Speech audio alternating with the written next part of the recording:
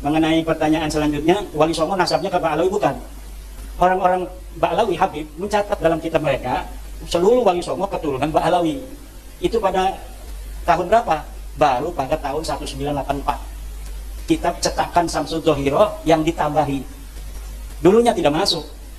1984 cetakan baru kitab Nasab Ba'alawi mencantumkan terutama Kesultanan Banten yang dicantumkan sampai hari ini ada di dalam kitab Samsul Dhohiro itu. Kita ini mantan Ba'alawi. Tahun 2012 saya itu menjadi pencatat nasab bersama teman-teman dari keluarga Kesultanan Banten itu masih ke Ba'alawi karena belum ditemukan keraguan waktu itu.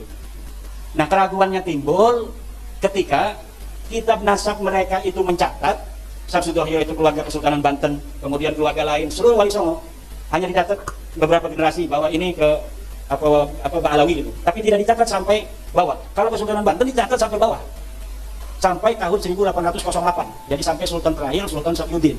Nah, kalau Sunan Giri hanya Sunan Girinya saja gitu, Sunan yang lainnya saja. Tapi kalau Sultan Banten dicatat sampai tahun 1808 keturunan Sultan Safiuddin sampai Sultan hari ini, cuma Sultan Budaya itu masih ada di dalam kitab Samsul Dhohiro. Nah, setelah diteliti, betulkah ini Ba'alawi merupakan leluhur Wali Songo? Ternyata kitab-kitab manuskrip yang sekarang mulai orang itu paham setelah ada bab nasab ini pada penasaran, mencari-cari kitab-kitab di rumah-rumah mereka yang tua-tua. Kemudian Kesultanan Cirebon, dia punya manuskrip yang nggak boleh dibuka-buka, katanya pemali kalau dibuka. Akhirnya sekarang mau buka. Nanti setelah dari sini, saya ke Kesultanan Cirebon, diminta oleh Pangeran Potiron, Patih dari Kanoman, untuk bersama-sama membicarakan nasab Wali Songo. Karena di Kesultanan Cirebon pun lihat itu di makam Sunan Gunung Jati masih Ba'alawi. Nggak heran kalau nasab-nasab kiai lain di Nusantara ini masih Ba'alawi. Karena Kesultanan Cirebon sendiri belum serta-merta begitu saja menerima, walaupun saudara-saudara saya dan selalu SMS-an tiap hari. Tapi untuk merubah itu kan kita perlu hati-hati. Lalu mulai kapan? Masa iya kata 1984 saja ketika nasab Wali Songo itu ditulis dalam Samsul Dhohiro? Bukan. Sebelumnya sudah ada tahun 1960 sebuah manuskrip palsu ditulis. Jadi ada namanya manuskrip Negara Kertabumi. Katanya karya Pangeran Wangsakerta, salah satu putra Raja Cirebon tahun 1670. Nah, tahun 1670 di dalam manuskripnya itu ditulis silsilah Sunan Gunung Jati sampai ke Ubaidillah. Setelah ini manuskrip dibawa ke ahli filolog dari Universitas Indonesia, ternyata kitab ini kertasnya tua. Setelah pakai ludah, seret tuanya hilang. Kertasnya ternyata kertas Manila. Kertas Manila itu ya kertas zaman sekarang itu, kayak karton itu. Jadi upaya itu sudah sejak 1960. Lalu yang tertua lagi di mana? Yang tertua lagi dalam tulisan Habib Salim bin Jindan. Habib Salim bin Jindan datang ke Kesultanan Banten, Sultanan Cirebon, Jogja, Solo, Madura. Bertemu dengan Syekh Khalil Bangkalan. Kemudian ini Syekh Khalil, silsilahnya Syekh Khalil ini dari Ampel, ini dari Sunan Gunung Jati sampai ke Rasulullah. Akhirnya sekarang orang-orang pada berihtijaj dengan Syekh Khalil. Katanya Syekh Khalil sendiri sudah menetapkan Wali Songo ini ke Ba'alawi. Iya, karena Syekh Khalil mendapatkannya dari Habib Salim bin Jindan. Habib Salim bin Jindan itu adalah ayah dari Habib Ahmad bin Jindan, orang soleh, tawadu, karena dia ngajinya sama kiai-kiai, bukan nama Ba'alawi. Dia ngaji sama kiai-kiai, makanya tawadu. Habib itu kalau ngaji sama kiai, ya kayak kita. Tawadu, kenapa? Sinaran cahaya Jawa, keramat Nusantara itu akan masuk ke dia. Yang berbeda-berbeda itu, lihat gurunya ada nggak guru Jawa, dapat nggak dia keramat tanah Jawa? Nggak dapat. Kalau yang sombong-sombong itu nggak dapat keramat tanah Jawa. Jadi dia tidak dapat doa dari Sabdo Palong sama Syekh Subakir dulunya. Kalau yang dapat doa dari Syekh Subakir perjanjiannya dengan Sabdo Palon, ya kita mengindonesia. Tidak ada perbedaan kita berdasarkan keturunan dengan siapapun. Nah, itu intinya. Kemudian, nah jadi Wali Songo ini sampai sekarang belum tuntas. Makanya saya jarang ngomong Wali Songo karena belum selesai. Dan menurut saya Wali Songo ini mau ke Nabi, mau ke jadi Syarif Sayyid itu nggak terlalu berbahaya.